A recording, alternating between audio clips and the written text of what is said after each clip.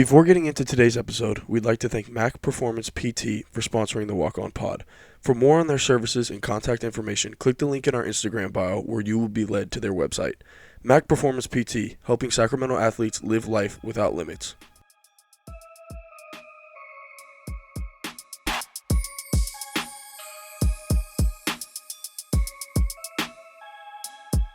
Thank you for tuning back into the Walk On Pod. With me, as always, is Tommy Ball and Jared Waters. And today we have someone who's been name dropped a few times on the pod. I know he's an avid listener and huge supporter.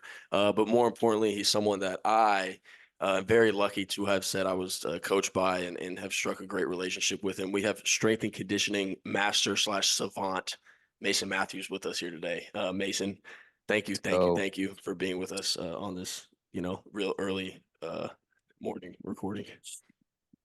Yeah, no, thanks for having me. I don't think I've ever been called a savant at anything in my life. I appreciate that. Welcome to the pod, man. Welcome to the pod. We like to pump tires around here. Rightfully so, though. Rightfully so. But like I said, Mason is one of those guys that when I'm on here talking about, I've got texts from people about my takeover here or one of our starting five selections. Mason is always one of those guys that likes to, keep us honest and make sure that we're not just being idiots here with microphones. So he knows the ropes of the walk on pod. So as always, the floor is yours, and we will run from there. All right. Well, yeah, so my name is Mason Mathews. I'm originally from Oklahoma, kind of moved all over. Come from like a small town feel, but not a small town actually. Like 6A football in Oklahoma is what I grew up playing. Started playing when I was 5, and then kind of got into lifting because I realized I wasn't that athlete at that age. So like at the age of 12, we could start lifting at the high school while we are in middle school over the summer. And then so that's summer before my 7th grade year, I think it is. And then 7th grade year, mom goes to the gym at 6 a.m. I started going to the gym at 6 a.m. and just doing whatever I remembered. And just kind of stuck with that all the way up until high school, where we started hitting normal weightlifting in high school. Kind of played all sports growing up. Through my freshman year, I played football, baseball, and basketball. My sophomore year, dropped basketball, did wrestling for a year. And then my junior year, I dropped wrestling just so I could focus on baseball a little bit more. The baseball coach wasn't a fan of multi-sport athletes too much. And then senior year, played football, did powerlifting, and then set a state record for like 5 minutes in bench press. And then the track coach came up to me and was like, "You want to throw shot put?" So got out of more school and got to go throw shot put and got to win a couple medals doing that, not knowing what I was doing at all. So that was fun. Um, Went to a small school in Kansas, an NAI school, Mid American Nazarene University. Played football there for 5 years or 4 years, redshirted my first year, and was lucky enough. I think we won 3 conference championships, and there was only one year where we weren't ranked in the top like 15, top 20. And then 3 of those years that we won the conference championships were the years where we played the eventual national champion. So was lucky and blessed to be a part of something that was pretty great at that level. After that, did an internship out at North Carolina Central University, which is in Durham, North Carolina, right by Duke and UNC, NC State.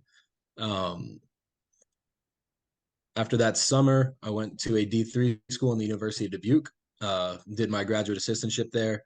Ended up meeting my wife there too. She was the GA softball coach. I was training her team. We ended up kind of just vibing and enjoyed each other. So it was nice to be able to meet each other through sports.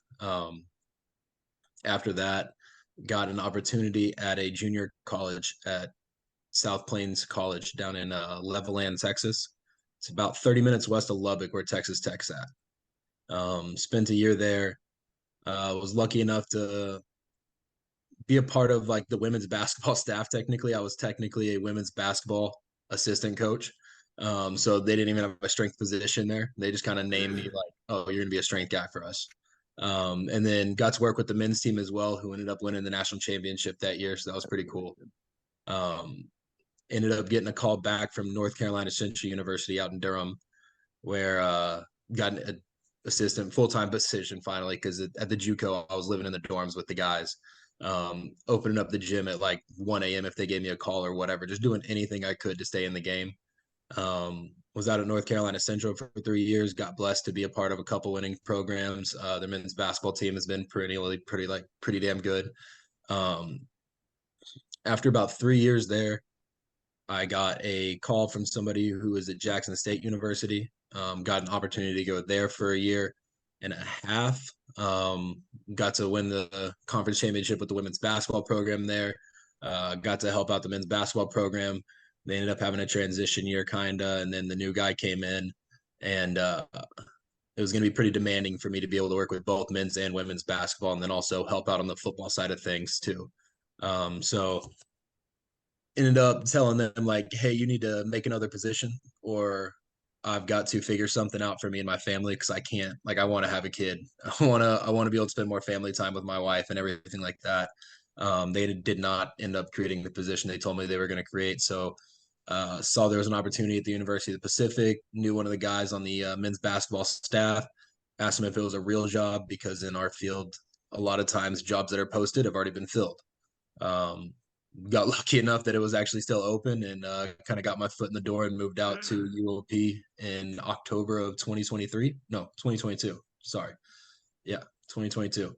And I've been kind of living out in Stockton ever since. Yeah, that's kind of short way around it. I've lived all over the place. It feels like hit up the East Coast, West Coast, North and South a little bit, and kind of just settling in right now out here in Stockton.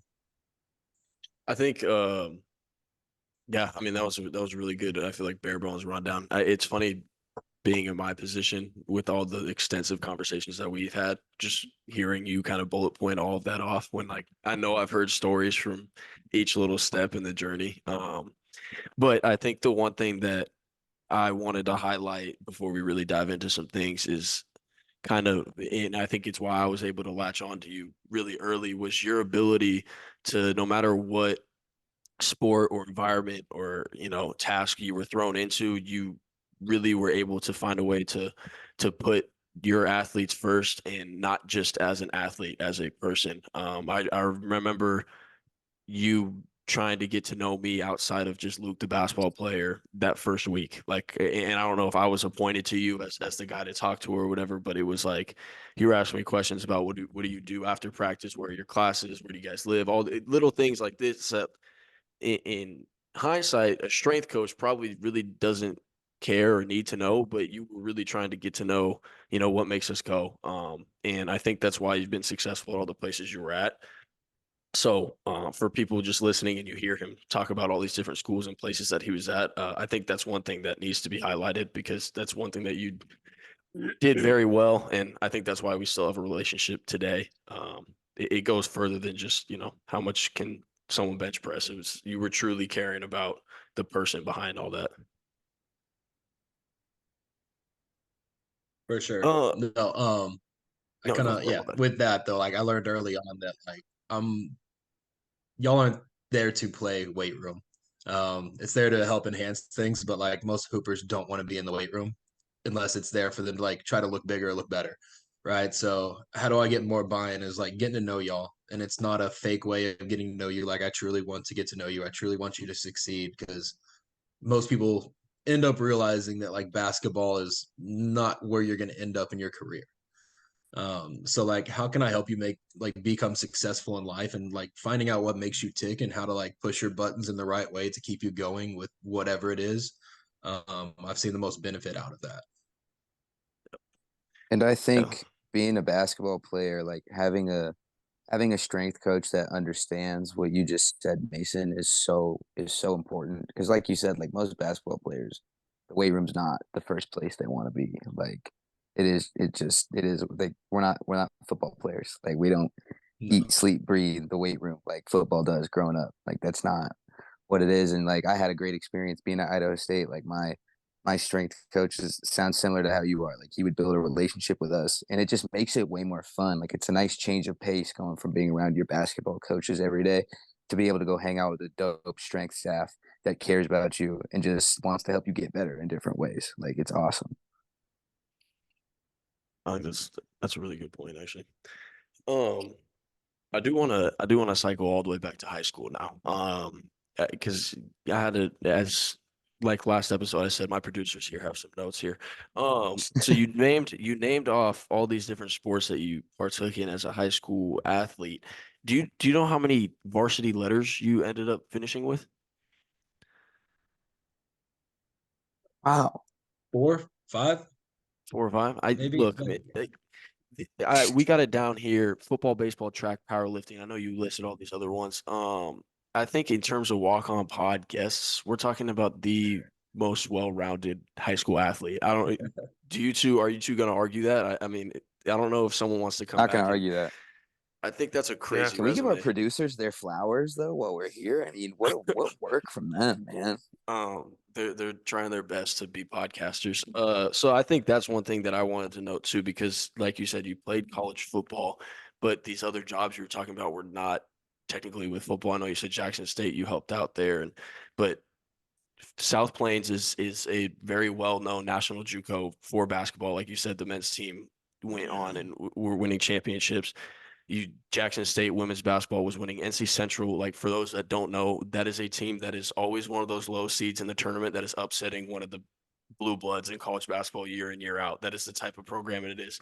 So you were not only around but integral to these successful basketball programs when in reality basketball isn't your specialty. Like that's not what you were about.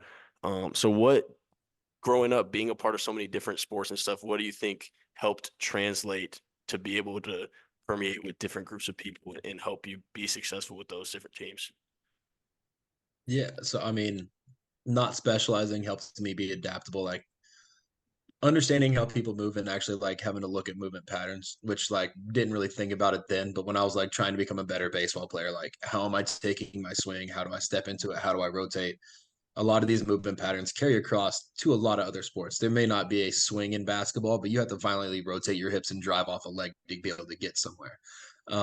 Football wise, like backpedal, open step, or a drop step to like open up your hips or whatever. Like you're not really trying to backpedal in basketball, but you are trying to kind of like take 1, 2 steps back, open your hips, or to have a quick drop step to be able to open up, move laterally, stay in front of somebody, react to somebody else. So like I don't really think of it as like specializing in a sport or having like a specialty. Like athletes are athletes and like try to create a better athlete. I don't train basketball players for basketball. I train basketball players to become better athletes, baseball players to become better athletes. Cause like at Central, there was a 2 month period where I was the only person on staff. So I had every sport: football, baseball, men's and women's basketball, track, cross country, golf, throwers, like whatever, like every single sport I had for like 2 months to myself. So it's not really like trying to specialize in what they do. It's how do you create the better athlete overall? And usually like strength is the number one thing that carries across and kind of raises all, like the rising tide raises all ships. Like strength like raises up everything. If you want to become faster, get a little bit stronger per pound of body weight, you're going to get faster. Same thing with jumping. As long as you're not learning how to rate code slower or move weight slower, you're probably going to get more explosive as you get stronger. And if you don't put on another like 10, 15 pounds, that kind of counterintuitive, but if you weigh the same and you get stronger, you're probably going to be more explosive in some capability as long as you're training to be a better athlete at the same time. So just being able to like kind of work with all of them and just create a better athlete overall. I don't really think of it as like, let's become a better basketball player, but knowing some of the ins and outs of basketball, I can say, hey, Luke, this is going to help you with this. And it keys into your head. I say the same thing to a baseball guy, but it's sports specific to him and he sees it in a different way. So it's kind of really like teaching you what to think, and then you kind of believe and buy in a little bit more, and just creating that buy-in is all that matters in my field for the most part. Uh, That was very well Well put. said. I Yeah, think that was very also, poignant. yeah, I mean, this is a great episode for anyone to listen to. I think that athlete or non-athlete can take from in terms of just upkeep. My bad. What do you got over there? I just can you say that? Can you say that ships line again? That was That's a elite. great line. I heard that line a couple weeks ago from my coach What too. It's a rising great line. tide raises all ships. It's a Yeah, great line, that's Tom. I like that. I'm gonna start saying that. Have It's you a never really heard good line. that? I've never heard that one. I've never heard that. You are young. You are young. I am Yeah. young. I am young. And I would appreciate the hand raise more often, James. That was awesome. I didn't know if that was normal or not. No, I no, can hadn't start seen doing that that. yet. I can start doing that. that was a good one. Or do you want me to like? I can do the chat. Zoom raise No, hand no, no, reaction no, from now no, on. no, It's no. crazy. That moved you all around. This is bad. Those of Oh, you my bad, watching my are bad, seeing my an bad. absolute circus going on the left side of the screen. Um, I have one more thing on that before Jared go and ask your question.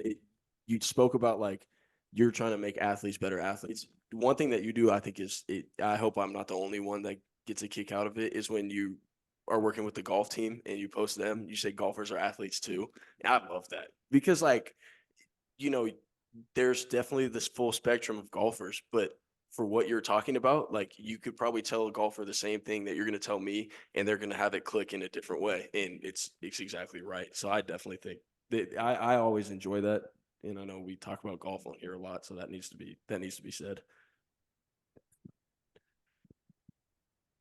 Yeah, no, golfers are athletes too. I didn't know if that was on me or we were waiting on Jared I there was to waiting ask on his Jared question. to. My I bad. was gonna do. I I was gonna do something. I was gonna do be a sicko, but I'm gonna move on. No, go for it. What you got? We're here, man. Let's let it fly this That episode. Yeah, what do work? Jared. you what No, do you that work. what do you got to say, It's man? kind of So, scary. yeah. It's not bad. There we I go. think he's Can I trying do to that? raise his hand. Oh, Okay. oh my God. This is bad. We're getting out of control. Jared, that And were then, all hey, did you know there's a Hey, thing my that says you bad, can y'all. lower? You can Yeah, dude, my lower your bad, hand. bro. Oh, My I just lowered bad. my hand and it moved me again. This is That's on awesome. me. Thanks, Tom. I didn't know that was an Sure. option. This is like I feel like those commercials that are talking about not turning into your parents. Those are insurance commercials. Anyways, back to serious stuff. Mason, you talked about some of the different stops you had and the success you had. I was curious, from your perspective, we always talk about in college, like culture or whatever the special ingredient is to like, being successful. But what did you see was a common denominator for the successful programs that you were a part of? Like, did you see a specific like factor that played in to all like something common that you saw at each one of those stops that was successful or made that program successful? Yeah, so there was a few things. And like I'll even go back to high school, like didn't really have a successful program. My senior year was the first year we made the playoffs in like 12 years, and we went 5-5 during the regular season. But one thing I will say is like our head coach was consistent, and it was something that like we had to build on and we had to believe in and we had to buy in. So like that consistency mattered. When I went off to college, we were very consistent in what we did week in and week out, win, lose, loss, whatever. It doesn't matter what it was. We were consistent, and then really had a lot of trust from our coaches and us. So um, my defensive coordinator, hey Mason, what are you seeing up front? Like, because I played D line and I played nose guard and both ends. So like I played kind of across the front. And she's like, what are you seeing out there? And what are the other guys saying? And like I could kind of tell him, and he would make some adjustments on the fly based off what I was saying. Whereas like some coaches are just like, no, blow that off. Like we're not doing that. Um, South Plains, it was the belief, and you're like, I mean, they kind of recruited better than everybody else, and then when it came down to it, time to coach them, like they let them play and execute what they needed to execute when it was time to execute. Don't like put a round hole in a square box or but like a whatever square peg in a round hole, whatever it is. My bad, Tommy. I almost gave you a new one. I forgot.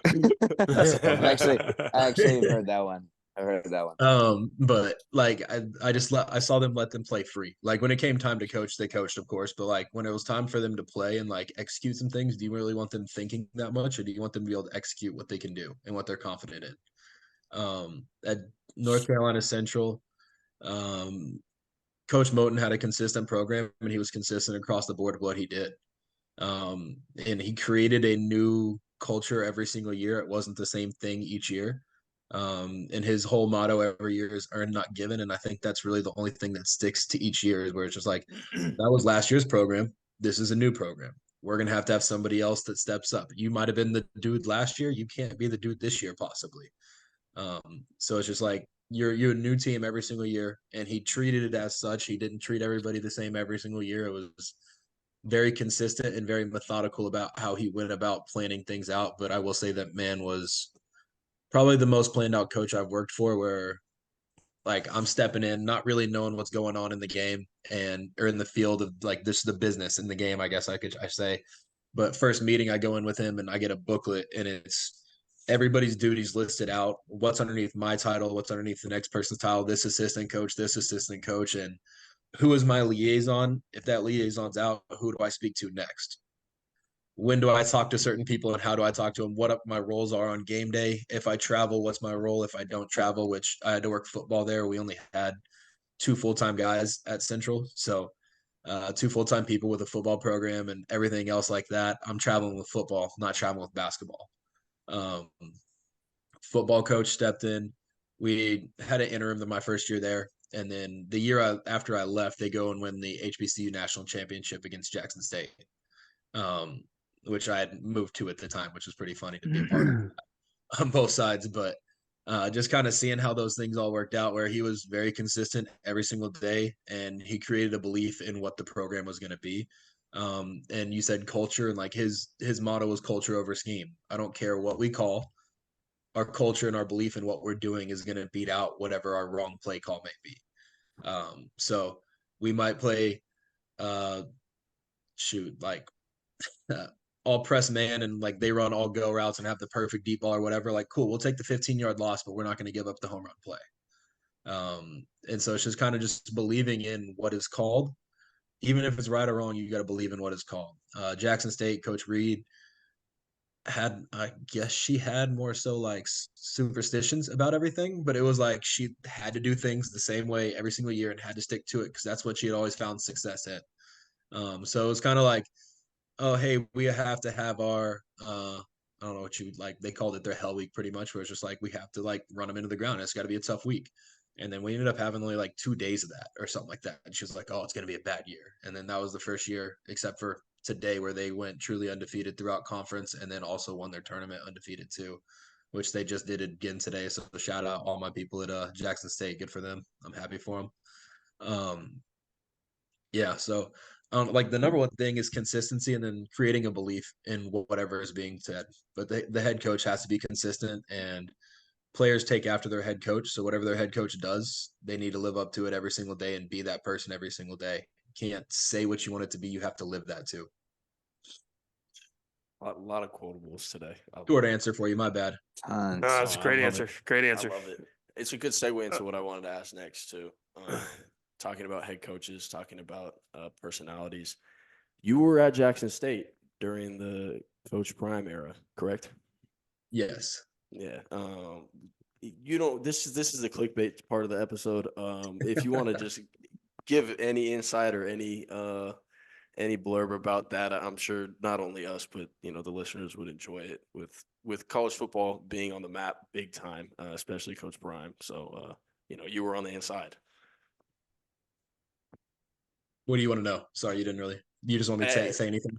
I mean, anything is cool. I don't know enough about the ins and outs of his whole ordeal, I guess is the way to put it, Yeah. to ask a specific question. I know it's a show, for whatever it's worth, but is there anything that we don't see, that like, you know, it might be from the inside is a lot different from what is put out to the media and that we get to see as viewers? I mean,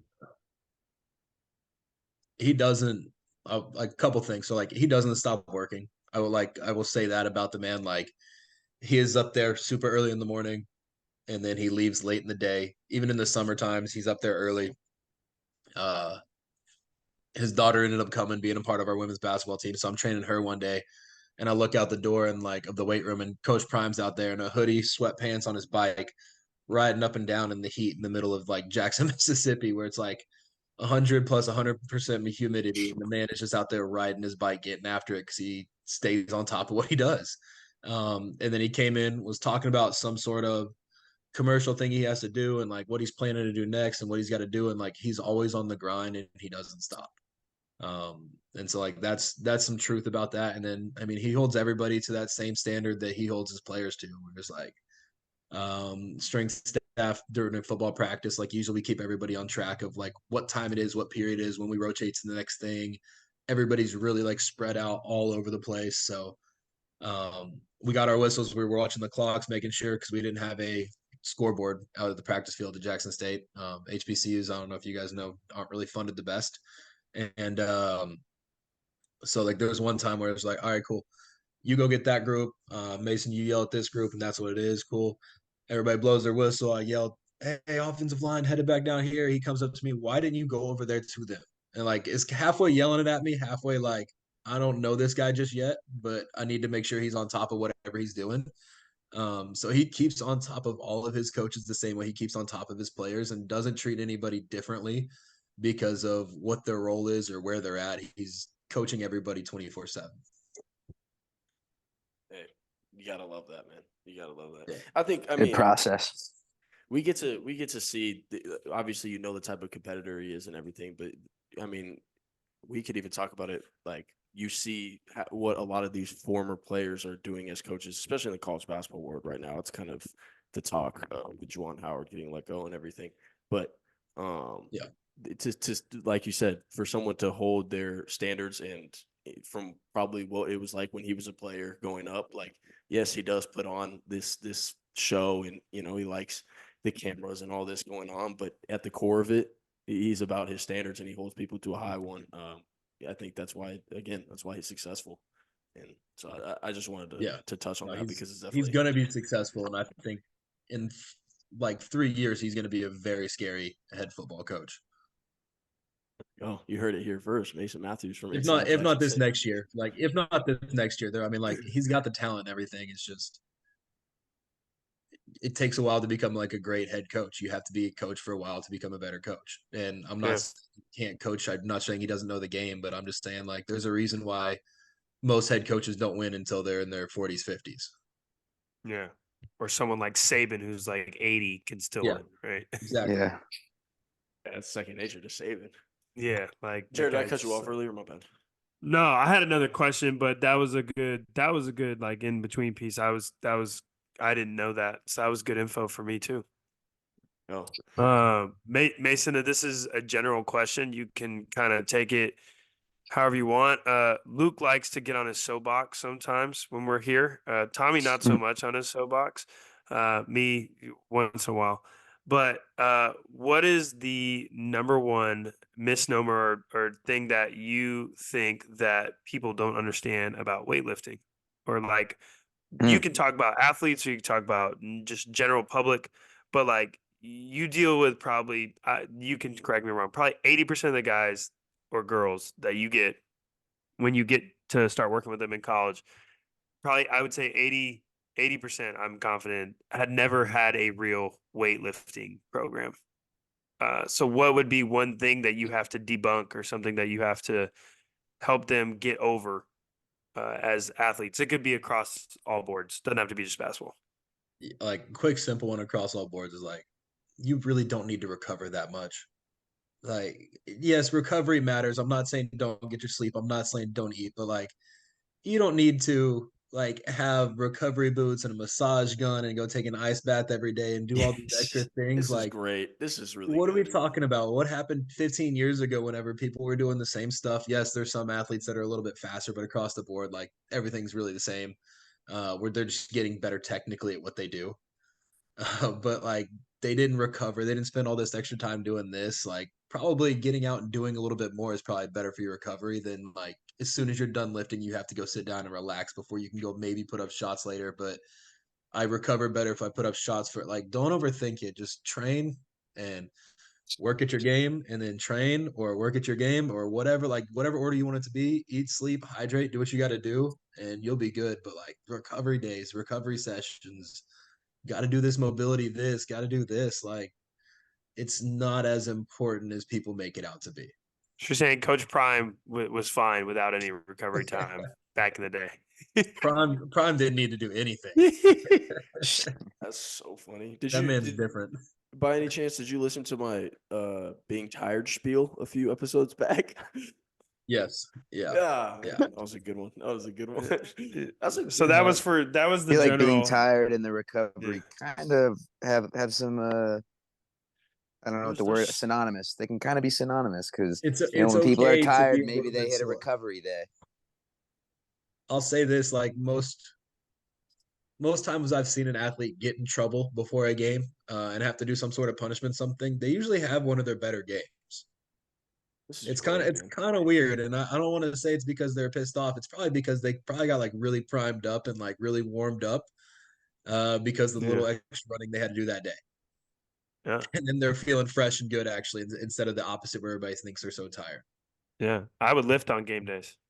Yeah, Okay, no, Kobe. I Okay. prefer. Yeah. Okay, so that's why my hand is raised. That just literally just popped in my head. I was gonna ask Mason, what do you like? What's your take on like pre-game game day lifts, and then even we've been seeing all these like new things in the NBA, the post-game lifts. Like what? I'm not very informed on like what are the benefits of a pre-game lift. So pregame can be used as a primer, and it's a way to get your lift done for the day. If you're going to stay on top of getting a lift done every single day, there's people who do it kind of different across the country. And usually, like, I'm kind of stuck with doing whatever the head coach feels is best, unless they have a conversation with me and we kind of work some stuff out and figure out what's best. But like, coaches believe in what they believe in, and they're like, well, I would rather we don't lift on this day. I'd rather maybe lift the day before, but can we just do something short the day before? And so I kind of build out my training based off of where they feel most confident, because they got to buy in and believe so the athletes can buy in and believe. If they don't, if the coach is kind of like half-ass saying some things about, oh, the weight room this or their shots this, like, because he missed a shot, it's not because he lifted some weights today. Yeah. Like, don't blame. Never mind. I'm not. Yeah, don't blame you not being able to them not executing what you needed on my stuff. And I've seen it like across all sports. Like there's pictures I've had in the past where it's like, well, I shouldn't have done this yesterday. And it's like, what are you talking about? Like 3 other guys did that and all their velos went up just because you went down one day. What did you do last night? Did you go to sleep last night? Did you eat food yesterday? Let's go down the whole laundry list of things that could have led up to this. And then also, can you handle the pressure the way they can handle the pressure? Like, do you believe in what's going on, or do you get super nervous and clammed up and you can't go out there and perform the way you're supposed to perform? So it's kind of like across what does the coach really need to buy in? But the game day lift beforehand can be a primer for you, if done correctly. Doesn't need to be heavy, doesn't need to be super light either. You don't need to get a pump. It should be something quick, explosive, 15 minutes where you get a nice little sweat going. You hit some explosive jumps. You hit a couple sets on bench press so you can feel good looking at yourself in the mirror on the way out, and then you have some confidence going into the game. Love it. There you go, Tom. The post game, it was started with NBA play, like NBA coaches and players to kind of keep their high days high days. So there's a high low model where it's like, hey, if we're gonna have a high intensity day, we don't want to have to worry about getting in a lift in tomorrow and then we play another day after that. Like if we can have a recovery day, let's make it a true recovery day. And by recovery day, that means like just relax, chill out, not like, hey, we have to go for 2 hours of treatment. Like, no, recovery day is just a down day. Go put up some shots, go relax a little bit, eat some food, and get some extra sleep.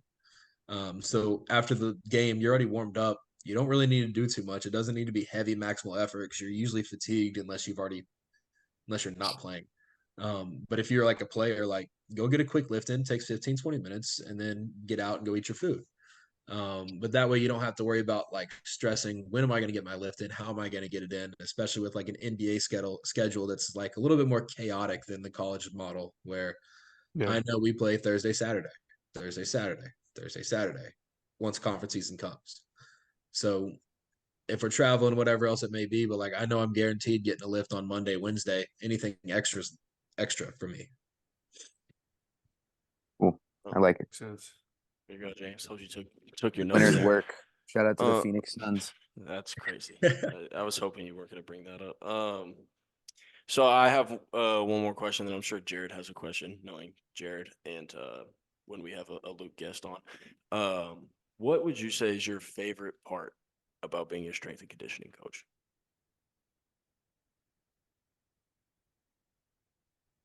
I don't know. I just love it every single day. I can't tell you why, like what my favorite part would be.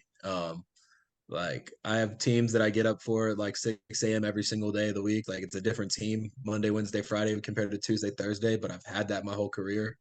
I like waking up early. I like making people have energy and I like bringing joy to other people. I like having them enjoy it. And one thing I can usually say is like my teams, there's some individuals that usually don't like it all the time, but like all my teams enjoy training. And that's not usually kind of across the board for a lot of strength conditioning coaches. And I try to make you enjoy it. I try to make you not hate it. Because also, like I said, like eventually this sport is going to end for a lot of people, whether it be basketball, football, baseball, tennis, whatever else it may be. But this can be like a lesson for life where like, you know, kind of what you're doing and how to go train and like stay healthy for the rest of your life and stay physically fit too. So I wanted to impact them for longer than just, oh, hey, I got you for 2 to 4 years. No, like let's try to impact you for the rest of your life. Let me show you that this place doesn't have to be terrible. You don't have to hate it. Your body doesn't have to feel like shit every single day. Some days it's gonna feel bad, but like that's because you push it on certain days and you know with a like it came with a purpose. Yeah, that was a great answer, and knowing you, I knew a little bit of the direction that was going to go, and that's why I asked it because we sit up here and talk about kind of the love for, like we talked about, if you want to be great at something, you have to love it. You have to really have a passion for it, and it doesn't feel like a job. And you would always tell me when you would wake up and like get to work with everybody, it didn't feel like a job for you. Like you said, you love doing it, and you'll get up for teams to do that and watch them enjoy it. And I think it goes back to when you were talking about when you were a GA, like if guys wanted to get in at 1 a.m., you were gonna go unlock the door for them. Like things like that. You don't do that and you don't buy in like that unless it's something you truly love. And so I think it fits what we talk about here at the Walk On Pod. And, I think it's part of what makes you an amazing guy and great at what you do. So thank you for answering that question exactly how I was hoping you would. Just like we planned it. Yeah, man. It's not scripted. Yeah. But this is, so let's get to it. Mason, I need your best Luke Avdalovich story in the weight room. In the weight room specifically. Your favorite Luke story in the weight room. Good, bad, anywhere in between. Let's hear about it. I'm not like I don't think we really have too good of a story in the weight room. Like a lot of times I'm there for people to like kind of vent in the weight room too. Like if you're having frustrations about whatever. And like I've had Luke come in and like let out some frustrations before. Yeah. Those are always Oh, pretty of course. fun. I'm not gonna like say what they're about or anything, but He definitely life got gets to in the hear. way. I must not have answered the phone that day. Oh no, you got the same conversation It's about 2 hours I don't know, like later it's as the well. same thing. that's strength trainer player privilege right there. That Yeah. can't be Yeah, released. yeah, we signed an NDA. We don't talk about those So things. there's that.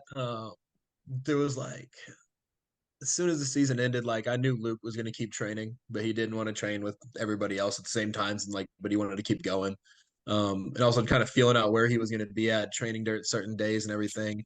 I will say, like, it was great to see Luke just like come back one day and be like, dude, I kind of like this deadlifting thing. Like, he had never really done like a true deadlift before. And then after like 4 or 5 weeks of it, he was like, no, I can go up and weight on that. Like, I don't know why you keep putting my number so low for this. I was like, I'm just kind of just guessing. Like, I'm not with you every day anymore. Can't see what's going on. So like that was a pretty cool He actually told me that. yeah. Legit. See, I was He's proud like, of it, this Mace. guy keeps this guy keeps lowballing my weights, man. Like I can't push weight. And that No, I mean goes back that to the was one recovery thing. thing. Like once you can get done, you can do more. That was one thing I thought you were going to bring up. There was a period there where Mason would put on my program like a range of weights, but he would know Yeah. I would always test whatever the top one was because I was like, it looks like you're challenging me. Like, it looks like you're saying I can't touch that. Like, I'm going to go do it. And he used to always be like, no, I know Yeah. exactly what I'm doing. I have to put that on there. Knowing that Man. you're gonna do it. Yeah, man. That's Love a it. good time, man. No, It's a good way to trick all athletes. I thought Mace. I thought it was gonna be that, or I thought it was gonna be. There was a period. It was after the season as well when I was really trying to work on my hip mobility and ankle mobility, and Mason was Mason was the number one culprit for really like driving into my hips, and it's gonna sound very odd, but we definitely had some It's the intimate worst. moments in the weight room where Yeah. we were working on the mobility. So I mean, you got to be close with whoever you're doing that with for it to not be an awkward situation. So I think that was just a testament of our relationship at that point. But yeah, those two things definitely stick out to me in terms of just weight room stuff, and then obviously the vet sessions were top 5. But hey, I speaking of deadlifts and hip mobility movements, Okay, right. what do we have today, Luke? I mean, I think it's pretty obvious what we have today. We have the starting five weight room lineup here, and look, man, when we were setting the episode up and everything, Sky Mason was ready. Like, and I tell you, he's ready to be a walk-on pod GM. Mace, you tell us how we're gonna do this one Love today. that. Tell us the order. Tell us what we're Yeah. doing. So I tried to make it a little bit more specific. I'm glad Luke left it vague with starting five weight room. So that way we can kind of just leave it open for everything. So this is gonna be pretty good. Starting out, it's gonna be me, then Jared, then Luke, then Tommy. So This guy's he's a seasoned vet over here. Look at this Yeah. man. At least I know what it's you a think of me, Mason. savant. Savant right there. Thanks, Mace. I had I know usually going like the 4 spot, you can usually I had to get this number 1 pick. I had to. Because y'all actually might be mad at that I took this one from you. But this is a person that like point guard, you need them in the room. They lead everything. They know what's going on across the board. They're there for every single person. My point guard for the weight room is the walk-on. Oh, Gotta have the God. walk-on in the weight room. Oh, Because man. they are the guy that is the most consistent man on your team. They're Oh, always that's there. a good one. They Oh my always God. know what's going on. If somebody's confused on a lift, the walk-ons got it. They're putting in the extra every single day. This is crazy because They my know list where is going to people are sound supposed to bad be already at. now. They know how things are Oh supposed to be damn! done. My And they list have the sucks. closest relationship with the strength coach. This guy's incredible, man. What you did, can't what just did you find a start Mason playing? You Mathews off start, the bro. street. You just start planning this from the first Oh. pod he Yeah. listened to. He's like, Nah. when Luke asked me to get on the pod, I'm gonna be ready. I'm ready. That was amazing, man. I'm closing my. That's like Drake Owen level, high Yeah, level. that was high level, man. That was Yeah. really good. That was really And good. it's Yeah, no, very I had to true. get that one Also, first. I had to. yeah, it's a I would have very. never thought about that. What do you mean first? That never even crossed my mind. Yeah, No, that I didn't I even literally think didn't about even it. cross my mind. I'm so I have mad, all too. lifts. I'm not gonna Yeah, lie. God, mine's gonna be next. Mine's Yeah. gonna suck now. Feel Yeah, bad. all right, It's Jared, gonna you be got it. bad. I think I win this. Yeah, I'm this gonna guy win it. Mason I think set I'm me gonna up to win it. fail, bro. Oh, jeez. All right, Jared. Oh my let's God. go. He's like, yeah, Jared's gonna go second. Watch this bomb I'm gonna drop before he Okay. puts out his point guard. All right. So Mason, I'm gonna need your help here because I don't actually know the name of this, or I only know it by what I know it by. I need a professional opinion. So it's not super popular in basketball lists because I didn't see basketball players do this as much as I did see baseball players do this as much. But for my point guard, I need handle, right? And handle comes from grip strength, comes from all these little muscles up in here in the forearm. So I need that forearm bar with the weight at the bottom. That you Oh, feel, the wrist that you- roller. Yes, the Oh, wrist we roller. did those. The wrist roller. Ooh, we didn't do those. I had to do those by myself. I saw the baseball players working out. I'm like, oh, I'm gonna do that. Yeah, Nice. you add weight on there. So yeah, the wrist Yeah. rollers. Yeah, that's my point guard because we need handle. We need to be able to throw quick push passes, bounce passes, pocket pass. I need Nice. that little That's a good pick. That's a quick good pick. I pop. like it. It's actually a really good pick, man. I'm impressed there. Yeah, well, not as good as the walk-on pick. Thanks, Mason. Jesus. I don't know. It's fine. He can My have bad. that one. My bad. We have to. We as a podcast, us three have to recover right now. We have to. All right. So my point I guard. look like Francis Ngannou right now. My point guard. Well, I always talk about my point guard being the leader in the locker room, and what I want my leader to do is not be afraid to do the dirty work, not be afraid to do the thing that everyone hates doing. But when they come out on top, when they lead our team through this adversity and this dirty work, they're gonna feel really good about themselves. In weight room purposes, you're gonna feel really good about your body. For me, that lift was always the front squat, so I have the front squat as my point guard Ugh. because it was something that I Ew. hated. I hated doing, but when I Ew. finished front squats, I always felt accomplished. And then I always tricked myself that I was like going to go have a really good, like above the rim training session the next time. So like they kind of went hand in hand for me. So that's why I have the front squat at the point guard. Yeah, Don't it's go a too it's an crazy for interesting that play pick, there, you Luke. guys. Thanks. It's an interesting play there from you. Can't say You I'm never a fan front of the squatted front with me, squat. so No, we never front squatted. Oh, I hated it. Yeah. Everybody Oh. hates Okay. Mason definitely threw a curveball in there for me. Made me rethink my entire list.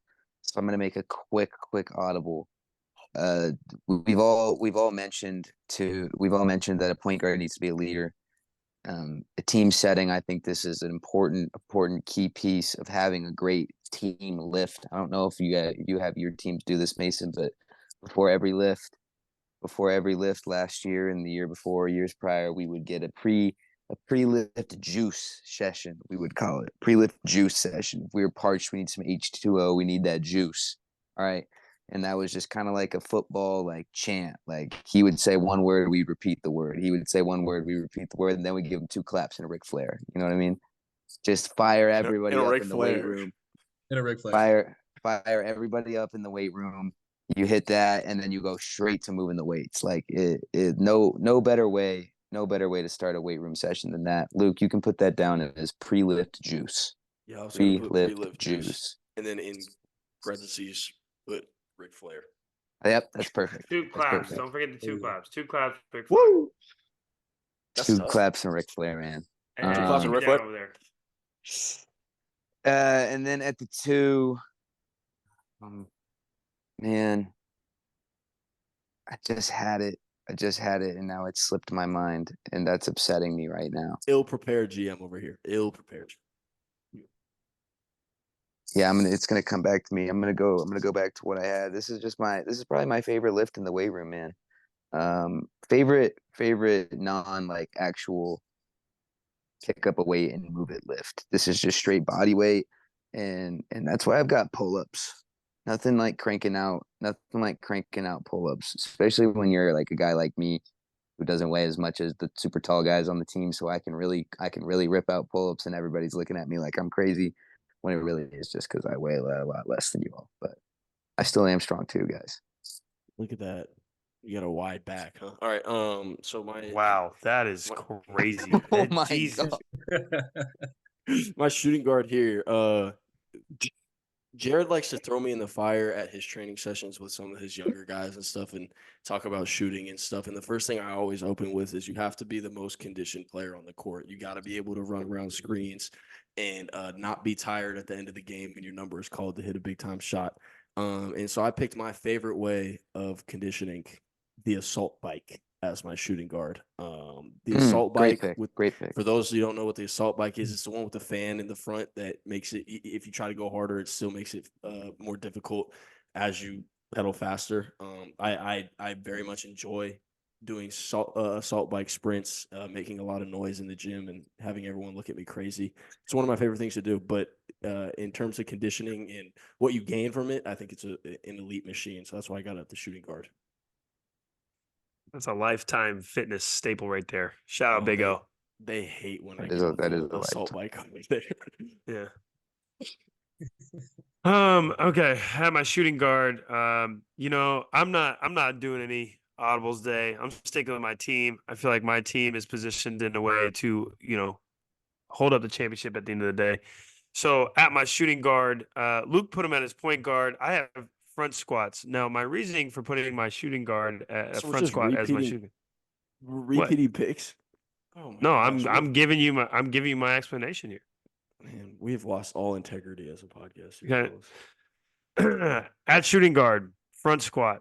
The reason why the front squat should be at the shooting guard is because not only does it strengthen your wrist to allow you to shoot the ball better, have better wrist snap, it also helps you really drop into that loaded position so that you can get out of your shot quick. So if I was a real shooter, I would need to be good at front squats, not only for the upper body here, but also the lower body setup. So I feel like it's a better shooting guard than point guard. That's why I left it there. Stick to basketball, Jared. And Mason. Oh, geez, he's about to bury us, fellas. Those don't correlate that way. Those don't correlate. I was gonna say, majority of people I feel like don't even do this. They don't like that. No, they cross arm front squat it now. So I like the thought process behind it, though. I really do appreciate the thought in that. Hey man, I'm going for the fences. To dump me. Yeah, he just wanted to try to outmatch up me. That's what it was. No, I was just comfortable with my 5. Fine. All right. Shooting guard. I'm gonna go with the protein shake. Because very high volume guy. Very, very high volume guy. You got really good. That's right? really and good. Then, they're either like really on or really off. Even if they're like okay that day, you look at them as like either on or off. So like if your shooter's like 2 for 5, you're like he had an off night. In reality, he wasn't terrible.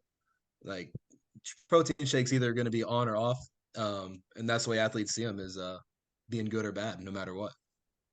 So, and my 2 Savvy is pick. the protein shake. I Another was savvy thinking pick. you had creatine coming. No creatine yet. Yet. Oh, Yeah. Yeah. No, so my three is going to be the dumbbell. Mr. Do It All, versatile, can be used for a lot of different things.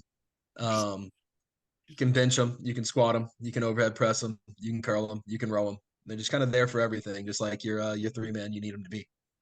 It's a good. God, That's man. elite, man. I don't love even want when to give our- the. I don't even want I to give the love rest when of our my list. guests I are just locked don't in, even want to dude. give the rest of my I list. love that when was our so guests- good. Mason, how long have you been prepping this, dude? Bro, that Jesus. sounded 2 like days. he looked in the mirror like before we Yesterday? got on. He was like, Month. "As a do-it-all guy, he does this, he does that." Like that felt really rehearsed. Great pick. I'm completely set up for failure this All right, 5. just I think reel it off then, man. I've been getting too many wins. That's what's going on. Small forward. I got the kettlebell. Most versatile thing in the weight room, in my Kettlebell. opinion. I like the kettlebell. It mixes it up for me. So yeah, kettlebell, small forward. Good pick. Nice. I feel like it's a similar, Really good. It's similar idea to the dumbbell. That's what I'm That's saying. a good matchup. That's right what there. I did. That's a really no, good that matchup, is a good actually. matchup. I'd pay money to watch that. I took a real different approach to my small forward here.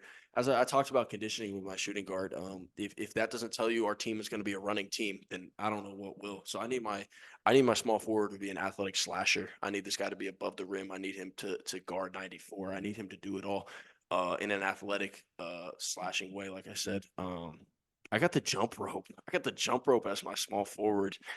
The guy's an athlete. The guy's a springboard. I have a quick story about the jump rope. I remember my freshman year. Jared can attest to this. I was about 5'6", and during PE we did some jump ropes one day, and I was like, man, I'm feeling kind of springy. And I went up and touched the rim for the first time as like a little 5'6" kid, and like it was a little bottom of the base of the rim, but I said it was the rim. So I've always believed in the jump rope since that moment. So I had to have the jump rope in my lineup. Don't look at me like that, Jared. That's crazy. Hey man, this is turning into a crazy. All right. crazy So start. speaking of going up to get to the rim, right? I'll tell you my favorite Luke story. Where actually Luke really humbled me. Jeez. I was feeling pretty proud of myself. Finally dunked a tennis ball in like May. I forgot about Right, this. like got up, put a tennis ball through the hoop. Like pretty damn proud of myself for being a 6 foot on a great day, 250-pound guy. Like felt good about that one. And then I get a text from Luke. Yeah, I think that rim's a couple inches short actually. And so I come over and I look at the rims, and yeah, that rim was a little bit short actually. So there's my Dang. favorite Luke story where like Luke just kind of tore me down. I was feeling pretty good about Yeah, myself. Luke will always keep you humble. I gotta be always honest. keep I didn't humble. want my guy to like feel like he did something and was like gonna keep going if it wasn't exactly what he thought he did. You know what I mean? Like, and to a part of the story, I said I still thought it was very impressive. It being impressive was not. That's a like a change. backhanded compliment. Yeah, that is very backhanded. Yeah. I'm just saying though, Jared, Hey, if man, you were great like, job dunking on a 9-10 rim. Good job, Jared, bro. Jared, if you were like, oh man, like I broke 80 today, but I was like, yeah, Jared, it was a par 55. Like, I hope you break 80. You know what I mean? Like, I would want you to like be honest with yourself. You get what I'm saying? No, No, that's not the same thing. All right, Tommy, go ahead and reel your pick off here. God, this is going sideways We'll crazy. keep it. I'm gonna keep So it late, my bad. similar to the conversation we're having right now, man. We're talking about bounce, and we're talking about that type of stuff. This is a fun weight room activity. When these things come out, it's you're having a good time, man. Give me the box jump. Nice.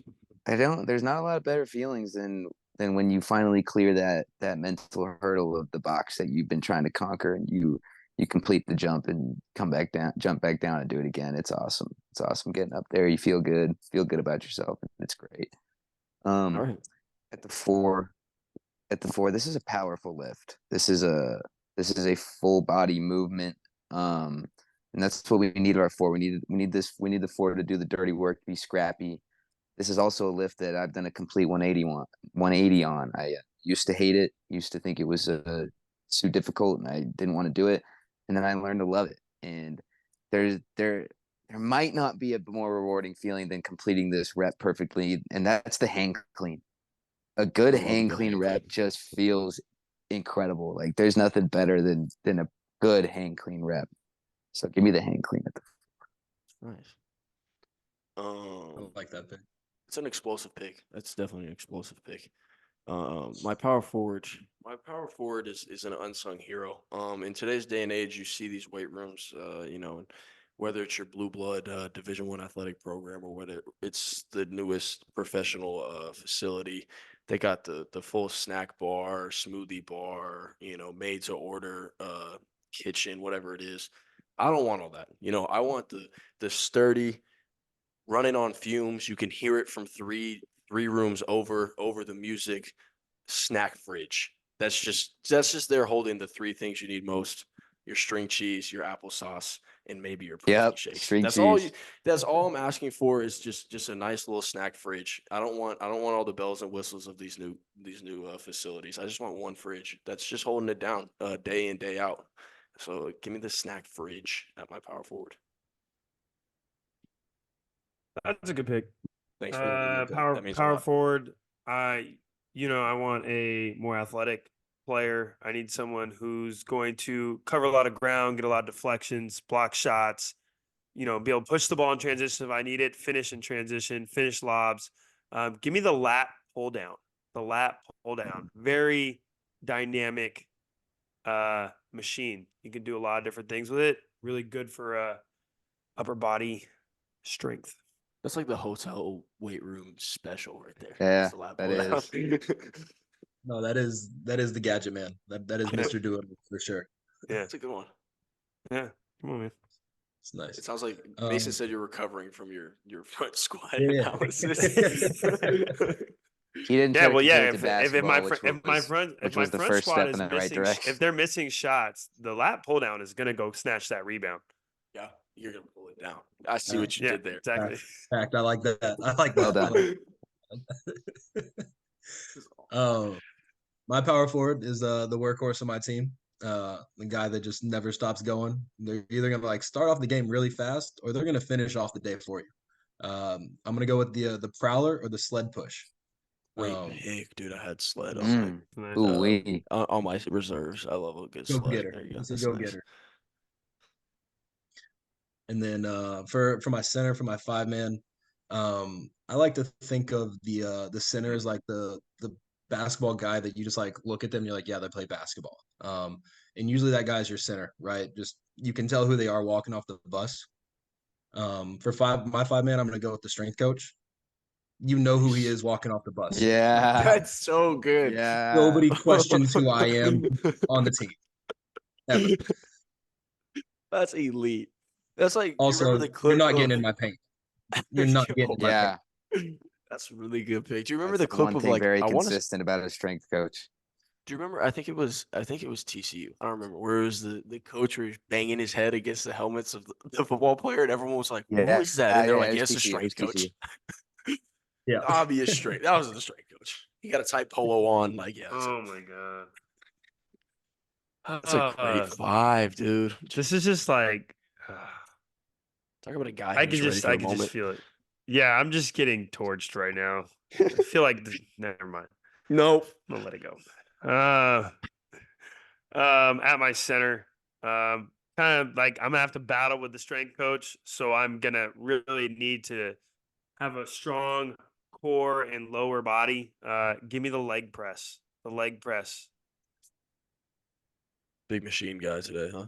Yeah, big leg press. I'm old now, so no, I just think it doesn't have to be like one of the mechanical ones. It could be the one where you throw the weight on.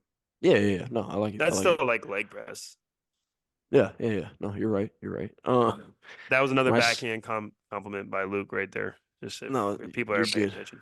No, my center, like I said, we're a running team, so I need my center to be athletic, but I also need my center to pack a punch. He needs to be mobile, but he's. I don't want, I got flamed for saying this about a year ago, but he's got to be hard to move at the same time.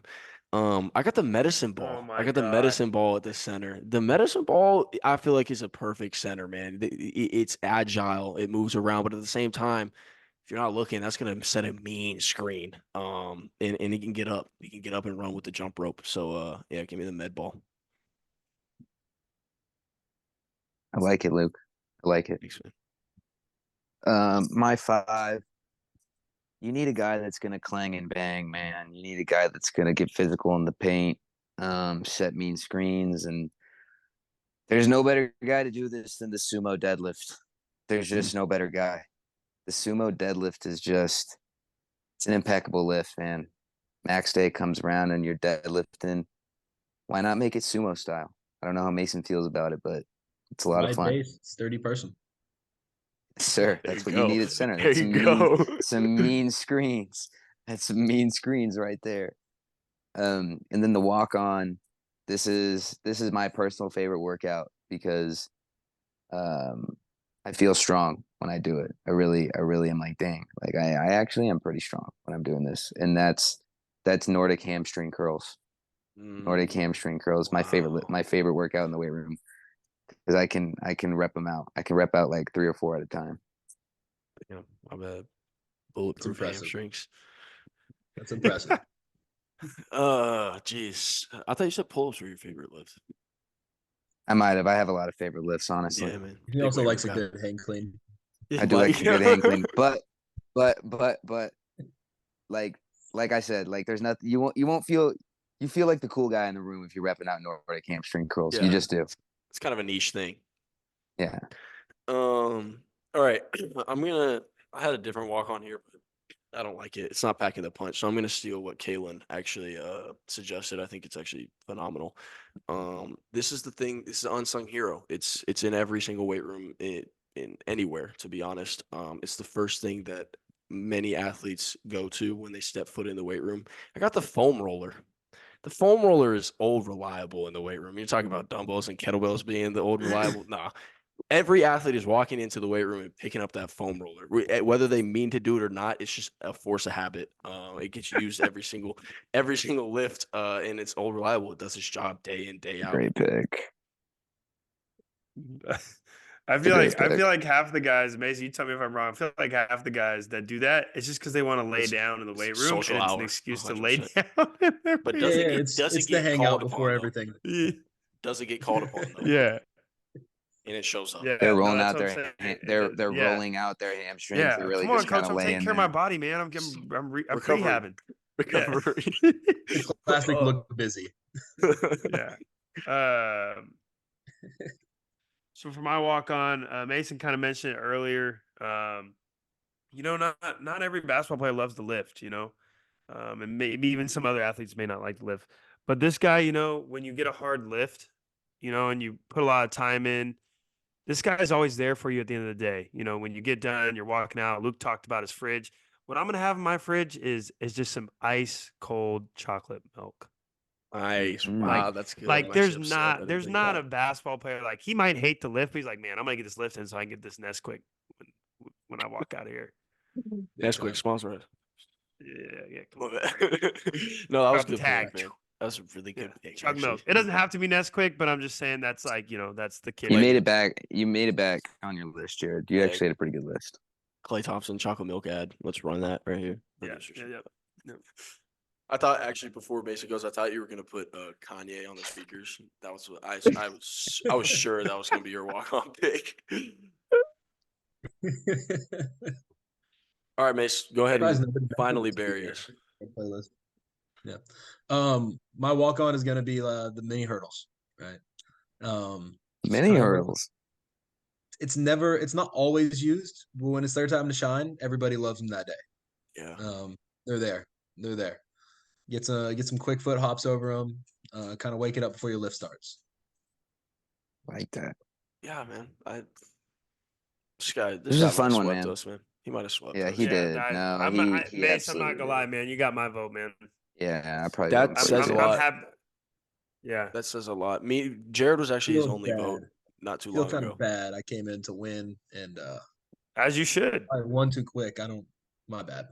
Mason, I know Luke has talked to you a lot about this. You probably see him in the weight room in between sets, practicing his swing, working on his tempo. But you know what? I don't need to pump iron to hone my golf game. But with 50 chips a night on Scramble Sunday, I'll carry my weight and I'll have our scorecard looking tight. Hey, that's Yeah. pretty good. Wow, that was impressive. Nice. Nice. I'll carry my weight. Nice. That was a really good little blurb in there, man. I like Yeah, that. come on, man. Come on, man. How did the 50 Hey, chips a night Jared. thing get started? Oh man, That's That's a a great good story. question. that nobody's asked. Nobody has guy. asked that ever. And You, So I think, well, it started. Go ahead, Luke. Luke might know. so this is exactly how it started. I believe my mom actually was like, "You guys need like a signature, whether it's a send off or how you start or whatever it is." And so we brought it together, and the favorite walk-ons walking out, which I do think you had a part in, Mason. Am I wrong? I feel like we talked I about told that. you it was like no, I told you it was like the best sign off I've heard. Okay, I just knew that we had talked about that. It's but like perfect. yeah. I don't know how we came up with that one. I think it was Jared came up with it originally, and then I was like, okay, think I it didn't was want to Jared. say it. I didn't want to say it, but yeah, I didn't Yeah, want to. I think I was gonna say I know it wasn't me. I know it wasn't me. Yeah. Well, So I wrote anyways, it out. I wrote a bunch. yeah. I wrote a bunch of taglines out, and that was the best one that we had. So basically we were like, okay, I've done the intro so far. Tommy, that can be the send off, and then Jared said that 50 chips a night will get you right before the podcast thing started, and then we always had a Yeah. little golf section, and I think he threw it in one of the early episodes, and we are like, why don't we just run with that? Yeah. And then Jared kind of took it upon himself to put the poetic spin on it each episode. The so guys, poetic just- spin became a thing Jared just added, and it's been great. Besides when he was rapping, Oh, that was the best one. I think that showed his might have been the versatility. most memorable one. Yeah, that's kind of how. Well, because we were talking about the other short version. Not this isn't that important of a story, but I was trying to get better at golf, and I had no time to go to the range, and I started Yeah. chipping in my front yard. And so I would tell Luke, like, or I would tell anybody, like at the gym, I'd be like, "Hey man, I get my 50 chips a night. It's gonna get me right." And that's just kind of then we Right. started Thus- joking about it, and thus that was the it. birth. Yeah. So Yeah. it started out with some truth. No, yeah, the he mat's right. lives The that. mat's right there, man. He'll He do it. lives it. Yeah, he lives Yeah, it. the mat's right there. You're lucky. Yeah. You're lucky. I already got him in earlier today during nap time. So, or else I'd be out there right after this. This has been some great banter on here, man. Mason, thank you for joining us. I know it's late, so Thanks we really for crushing appreciate you us, taking the Mason, time. and the starting five. Appreciate you. No, thanks for having me. Thanks for having me. Yeah, Next you time, did put kill us Luke in the second. starting five. All right, don't put me second. My bad. My bad. We're really just glad didn't think of it we're that just way. glad you came prepared, man. When the guest comes prepared, ready to fire the list, that's That makes the it so best much better. feeling. Yeah. It's so much Yeah. fun when that happens. But again, thank you, Mason. You're the man. It's great to have you on here, brother. To all the listeners, we appreciate you guys. These are your favorite walk-ons. We're walking out.